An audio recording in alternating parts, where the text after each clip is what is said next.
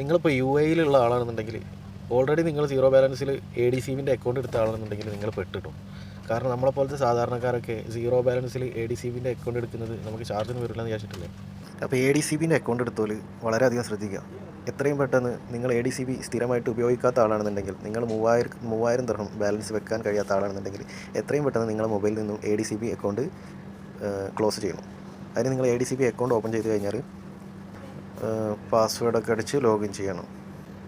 ഇതിൽ ലോഗിൻ ചെയ്തതിന് ശേഷം നമ്മൾ താഴോട്ടേക്ക് സ്ക്രോൾ ചെയ്യുമ്പോൾ ഇതിൽ സേവിങ്സ് അക്കൗണ്ട് നമ്മുടെ അക്കൗണ്ട് നമ്പർ കാണിക്കും, നമ്മുടെ ബാലൻസ് ഒക്കെ കാണിക്കുന്ന ഒരു പോർഷൻ ഉണ്ട്. അവിടെ ഒന്ന് ക്ലിക്ക് ചെയ്യാം. അവിടെ ക്ലിക്ക് ചെയ്ത് കഴിഞ്ഞാൽ നമ്മുടെ സേവിങ്സ് അക്കൗണ്ട് കറണ്ട് ബാലൻസിൻ്റെ ഒരു ഡീറ്റെയിൽ വരും. ഇവിടെ താഴോട്ടേക്ക് പോയിട്ട് സർവീസ് റിക്വസ്റ്റ് ക്ലിക്ക് ചെയ്യുക. സർവീസ് റിക്വസ്റ്റ് ക്ലിക്ക് ചെയ്തിട്ട് ഇവിടെ ഉണ്ടാവും റിക്വസ്റ്റ് അക്കൗണ്ട് ക്ലോസർ. ഇതിൽ ക്ലിക്ക് ചെയ്യുക.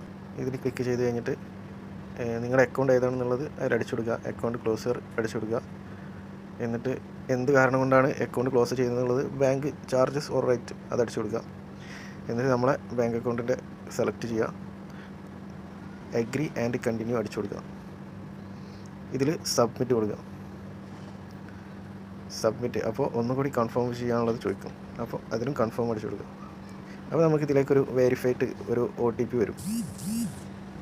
ആ ഒ ടി പി നമ്മളിതിൽ എൻ്റർ ചെയ്ത് കൊടുക്കും. 824.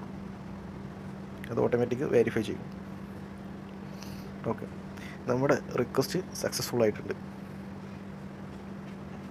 ഇപ്പോൾ നമ്മുടെ ബാലൻസ് 0 അല്ല, നമുക്കിതിൽ കൂടുതൽ ബാലൻസ് ഉണ്ടെങ്കിൽ നമ്മുടെ അക്കൗണ്ട് 0 ബാലൻസിലേക്ക് ആക്കണം. എന്നാലേ അക്കൗണ്ട് ക്ലോസ് ആവുള്ളൂ.